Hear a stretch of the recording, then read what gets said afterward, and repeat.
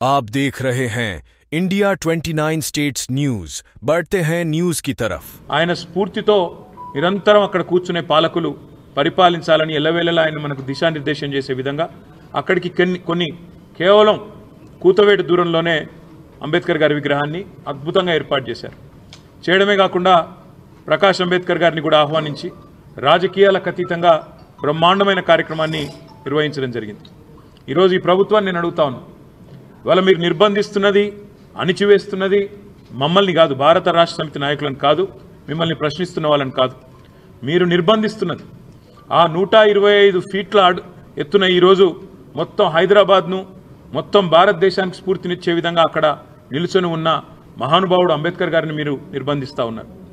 మీకు కోపం ఉంటే మా మీద ఉండవచ్చు, కేసీఆర్ గారి మీద ఉండవచ్చు, భారత రాష్ట్ర సమితి మీద ఉండొచ్చు, మా మీద అక్కసు ఉండొచ్చు. కానీ ఆ అక్కసును ఒక మహానుభావుడు ఏప్రిల్ 14 వారి జయంతి, డిసెంబర్ 6 అంబేద్కర్ గారి వర్ధంతి, మధ్యలో రాజ్యాంగ దినోత్సవం కూడా ఉన్నది. ఈ 3 సందర్భాల్లో కూడా బ్రహ్మాండంగా అక్కడ కార్యక్రమాలు చేయవచ్చు. డాక్టర్ బాబాసాహెబ్ అంబేద్కర్ దగ్గర విగ్రహం దగ్గర ఒక అద్భుతమైన మ్యూజియం కూడా ఏర్పాటు చేసినాం. దాన్ని ఈరోజు వరకు మీరు పట్టించుకోరు.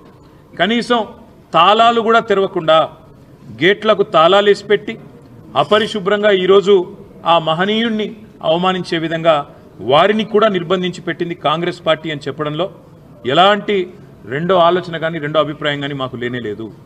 ఇవాళ మహానుభావుడి దగ్గరికి మేము పోతాము అంటే, ప్రజాస్వామికంగా నిరసన చెప్తాము అంటే, మా నాయకుల వ్యక్తిగత స్వేచ్ఛను, మా ప్రజాస్వామిక హక్కును కాలరాస్తున్న ప్రభుత్వానికి నిరసనగా మేము అక్కడికి పోతామంటే 300-400 మంది పోలీసులను పెట్టినారు కదా ముఖ్యమంత్రి గారు.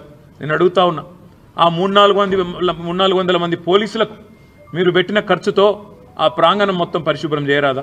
అక్కడ బ్రహ్మాండంగా ఈరోజు ఆ మహానుభావుడికి నివాళి అర్పించే కనీస సంస్కారం లేదా? నీకు నీ ప్రభుత్వానికి కనీసం ఆ ఇంగితం కూడా లేదా?